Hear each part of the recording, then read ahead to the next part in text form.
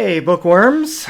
Recently, as you know, I did a reader survey and I sent that out, and 14 of you responded to that survey. I was going to put it in my newsletter, but I decided to do a little video recap about it. So let's talk about what readers want to tell authors based on that survey. So, first of all, is a question I asked them about trilogies. If the first book is part of a trilogy, what would people do with that if the other books are not out on that trilogy?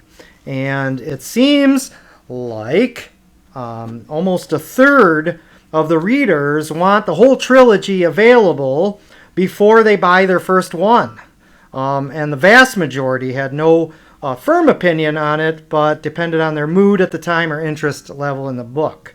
Only 14% said that they would patiently wait for the other ones to come out. So the takeaway from that is it seems that a great many readers, if you are going to be putting out a trilogy, they really want it to be ready. So no shilly-shallying between the volumes of that trilogy to make sure you don't lose your readers.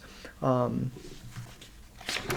the second one that I want to talk about, that was a question about what people are actually reading. And thankfully, 71% of the readers read mostly physical books. That's good news for me running a used bookshop, and that's bad news for anyone who thinks that physical books are a dying breed and that they're going the way of the dodo bird.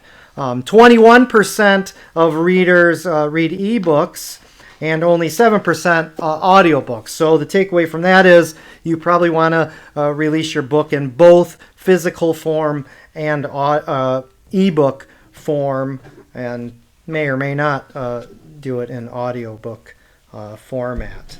I then asked readers if they prefer character-driven or plot-driven stories, and the majority of readers, 64%, said they prefer character-driven stories. And then when you go to the written responses that people want as far as those characters, multiple responses said they want characters that are relatable. So if real estate has its motto of location, location, location, characters would be relatable. So that's 64% of readers want that. Then I asked him another question because I am, as you know, in the middle of the longest book written in the English language, I believe it is, and that is Clarissa at over 1,500 pages. So I asked readers, what do they prefer? Novellas, short stories, books, novels shorter than 500 pages, or novels longer than 500 pages? And the overwhelming majority of responses, 93%, prefer novels shorter than 500 pages. So, nobody wants novels more than 500 pages. So nobody's going to be reading Clarissa, I guess, out here. I'm alone on that. So that is very useful. Make sure your novel is about 300 to 500 pages, or go with short stories. But if you're writing an epic, I don't know if there's going to be much demand, according to this survey, out for that. And then I asked, this is a hot topic today because this is about AI and its use in books. And this, as you're going to see in the pie chart, is all over the place. The takeaway is if you're going to use AI, you better be careful because people seem to be concerned about it or skeptical of its use, or want it limited use in some sort of way, like the cover or for minor editing, stuff like that. So just use caution. And many wanted the author to provide some sort of disclaimer about that. So the takeaway is just be careful in how you use AI with your book. And then I asked another question about how readers do with regard to indie authors. And there's some challenges here for the indie authors. 28% of the readers have never even tried an indie or small market author book. 29% of them tried them and have mixed experiences, good and disappointing. Only 7% of the readers make it a point to actually seek out indie authors. So the good news is no one responded that they just found them disappointing. So that's good. But there is a challenge, right? How do we get that 28% who have never tried an indie author to try one? Hopefully these interviews make some headway in that area, okay? Then, let's see, I asked about trilogies and series versus standalone books. And so if you're deciding of which you want to write, it basically, according to this survey, doesn't matter, because 93% of the readers who responded will read any of the above, standalone, trilogies, or series. And then I'm just going to mention that another aspect of the survey regarding the series, if you are writing a series, you should tie each book together and not be afraid of doing it tightly, because it seems like these readers at least want the series volumes to be inextricably connected to one another, so not necessarily a bunch of standalone novels. I was kind of surprised about that because, well, I'm not a series reader, so I prefer standalone books. But there's that. So they like them inextricably connected together, and it doesn't matter whether you're writing a standalone book, trilogy, or series. The readers will buy it and read it. Then the other one I asked is about points of view, to see if there was some sort of preference. And the good news is it looks like you can write it in any point of view perspective, and the readers will be reading it with no real preference. Although 21% did express that they preferred first person, and that exceeded all other points of view. See, so nothing overwhelming on that, but I guess if you were going to lean in one direction, it would be toward a first-person book. And then I asked about dialogue versus narrative and the combination about that. And the takeaway is the vast majority of readers, 86%, that's pretty strong indication, they want a nice balance between narrative and dialogue. 0% wanted a book that was just strictly narrative. So you got to get that dialogue in there. But don't be too heavy on it in the balance, because 14%, only 14% wanted books that were heavily dialogue driven. So you want to get the dialogue in there and have a nice balance. Use your discretion on that, is the takeaway from the survey. Then I asked about use of colloquialism or dialect. Things like in Tom Sawyer. Have you read Tom Sawyer? Some of it's very hard to decipher what they're saying, and that is basically what generated this question for me, because I remember that when I read Tom Sawyer. That is very tough, and I thought it got in the way of the book. And that seems to be also the general consensus here, where people want it. 30% were like, hey, it's great, bring it on. But then another 30% says it's okay, but as long as it's not too difficult to understand. And then another 30% roughly said they didn't have much opinion on it one way or the other. Only 6%, I'm rounding, so that's why these numbers are not really adding up. But 6% said they would rather not have much of that at all. And then another 6% said a little bit goes a long way. So that's basically 12% who are kind of like, don't really like it that much. But a good percentage either prefers it, bring it on, or indifferent to it either way. The key, though, is that 30% that's saying don't make it difficult to understand. Okay, so use that.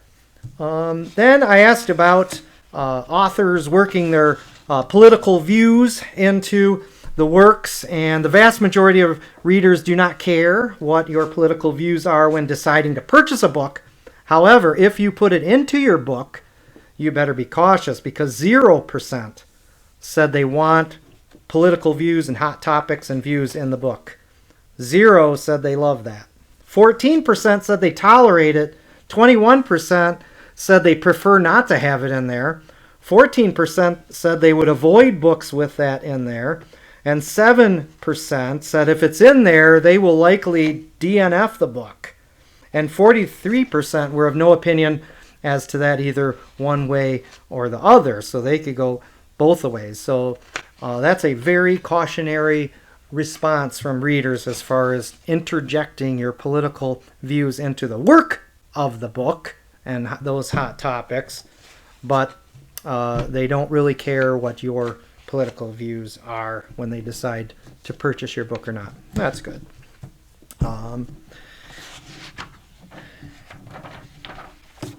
Then I asked readers what they thought about books that involve a great deal or amount of descriptive words and time spent on setting up the scene, describing the characters and how they look and how they dress, how the weather is, all those ancillary scenery type details that a lot of times in classics you get quite a bit of that. And I wanted to find out how readers today think about that, if they like it or not. A majority, 57% on that, said more the better, love it, love being enveloped in the complete scene. 43% said give a little bit of that descriptive stuff, but leave the rest to our imagination. 0% said they wanted very little of that fluff. So they do want the description, so just use your discretion on how much of that you give, because it seems like people are equally a little bit heavier on the more detail than the less, but they're pretty equally divided on how much you give versus letting them form their own imagination of that. So then I asked about action and conflict. Okay, so some books are just like slow burn all the way through with no real hot conflict, nothing like that. Others like start right off the bat, and every chapter it's conflict and tension all the way through the book. And others are like midway through the book, that's when the climax of conflict happens. And then others are like Pride and Prejudice, where they put you to sleep for the first 3/4 of the book, and then BAM! All the action happens at the end. Okay? Only 7% of the responders are Pride and Prejudice fans, apparently, who like that. Nope. The vast majority, 80% almost, 79%, want that conflict to happen right from the start and all the way through the end. And the other 14% want it midway to the book. So if you're outlining your book and where you're going to put the conflict, you better get it in there early and no later than the middle of the book. Some folks are like, if it's not within the first like 3 chapters or something, they're going to DNF the book. So people want that, and they want it now. They want the conflict to happen. So no Pride and Prejudice today, people. In my phone interview today, we talked about, and I didn't even plan it, but we talked about cliffhangers and whether or not reader in their book, if you're going to put a cliffhanger in there, what do you think the author or readers want. And I was surprised to find that that was perfectly evenly split, 50-50. So if you're going to do a cliffhanger, pick your poison. Basically 50-50 on that. And I've already covered the series and inexplicably tied together point. 64% on that question wanted series that were not necessarily standalone novels, but were inextricably connected together. I thought that was a surprising result, like I said.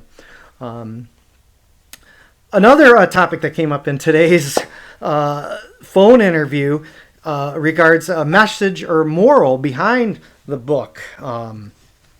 And 57% said they want that sometimes. 14% said they want that often in a book. 14%, yes, that's important to me. Only 14% said, no, we don't want a moral or message to the story. So the takeaway of that is it's a good idea to have some sort of moral or message that readers can take away from your fiction book. Although with that political caveat given that other question, right? Then I talked about covers. I asked about covers and how important that is, whether or not a person buys a book. And 30% roughly, or 29%, said not really important what the cover is. 71% said it's somewhat important how the cover looks. Zero. Nobody said that how the cover looks is very important. I thought that is kind of funny because I think the covers really do sell books. Maybe they're trying not to be judged as being people who judge a book by their cover, which I readily admit to doing when I purchase books for my bookshop, my curated bookshop. I most certainly do judge them by the cover. That said, the blurb on the back, the survey shows to be more important than the cover. 71% of the readers said that the blurb on the back is important in their decision making, and 29% sometimes it's important in their decision making, but no one said it doesn't matter. So overwhelming majority, that blurb on the back matters whether somebody's going to purchase your book. So if you're writing a book, you better put some extra time in that blurb. Have you had multiple people read it before settling on what that blurb on that back cover says? Another interesting question, you see a lot of books that say, you know, this award, won this award, first place for this, I don't know. I asked readers if that is important, and the overwhelming majority, 92%, said no, that's not important. So nobody said it was very important, and only 7% said it was somewhat important. So don't worry about that if you're not getting any awards. Doesn't matter. If you got awards and you put them on the cover, fine, but it doesn't seem to matter to the readers at all. That is a recap of the survey. The big takeaway from the written stuff is that they want characters who are relatable. That is the overwhelming response. Anyways, I hope you enjoyed taking the survey. For those who did, I appreciate you doing that. And authors, I hope you find this useful. And other readers, if you disagree with some of these results, feel free to comment your thoughts and opinions below, but keep it nice. Have a great night.